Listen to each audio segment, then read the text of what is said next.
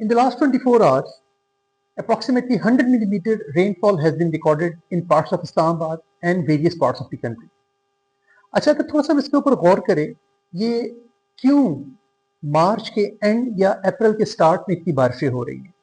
थोड़ा सा हमें हिस्ट्री में जाना पड़ेगा। आज से 30 साल पहले 1996 के अंदर ये हमारे पास प्री मूनसून का टाइम हुआ करता था, but with the passage of time and with due to the climate change ये पैटर्न चेंज होके अर्ली जुलाई या लेट जून के अंदर चला गया था। तो तकरीबन 30 साल बाद ये फिनोमिना दोबारा मार्च और अप्रैल के दरमियान में आया है। अब ये जो बारिशें हुई हैं ये मामूल से तकरीबन कोई 120% ज्यादा हैं as per PMD and other various department.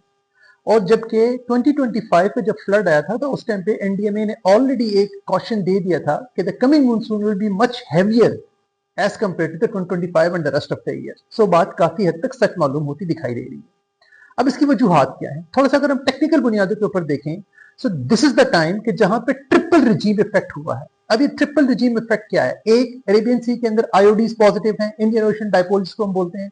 Second, इस टाइम पे south western jet stream disturbances हैं जिसकी वजह से बे ऑफ बंगाल से सारा मॉइस्चर आ रहा है और हमारा जो इंडस बेसिन है उसके ऊपर एक्यूमुलेशन हो रही है। थर्ड चीज जो इसके अंदर सबसे इंपॉर्टेंट है वो लिंगरिंग ऑफ लानीना इफेक्ट है जिसकी वजह से हमारा जो समंदर है ये सी सरफेस टेम्परेचर हाई हो रहा है जिसकी वजह से इवेपोरेशन ज्यादा हो रही है और मॉइस्चर कंटेंट ज्यादा डेवलप हो रहा है। अब यहाँ पे एक चीज तो ये है कि ट्रिपल रिजीम इफेक्ट तकरीबन 30 साल बाद आया है। 2022 के अंदर भी ये फिनोमेना आया था, बट वहां पे डबल रिजीम इफेक्ट था कि उसके अंदर एक तो जेट स्ट्रीम फिनोमेना था, सेकेंडली वहां पे आयोडीज पॉजिटिव हो गई थी। इस टाइम पे यहाँ पे लानीना के लिंगरिंग होने की वजह से फिनोमेना ज्यादा सीवियर हो गया है। तो ये तो एक बात है। जो इंपॉर्टेंट चीज मैं बताता चलूं वो ये है कि जहां पे इसके नेगेटिव इफेक्ट्स हैं तो पॉजिटिव इफेक्ट इसका क्या है? पॉजिटिव इफेक्ट इसका ये है कि वक्त से पहले, ये समर टाइम के आने से पहले जब हमारे पास हीट वेव आती है उससे पहले ही हमारे पास इतना मॉइस्चर कंटेंट होगा कि हमारे, और बारिशें इतनी होंगी कि हमारा तरबेला और मंगला का रिजर्वायर भर जाएगा।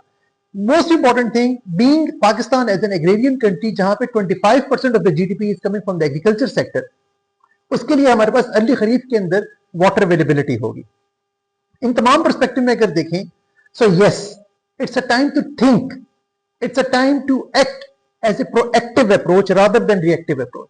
ये हाई टाइम है कि हम सोचें क्या हमने दोबारा 2025 के फ्लड्स के पर्सपेक्टिव में जाना है जहां पे हम रिएक्टिव अप्रोच में थे, या गुज़श्ता साल से, क्योंकि एनडीएमए, पीडीएमए और डिफरेंट डीडीएमए ऑलरेडी हमें वार्न कर रही हैं कि ये साल जो मानसून है ये मच हैवियर होगा और उसकी एक वार्निंग हमें प्री मानसून के अंदर नजर आ रही है।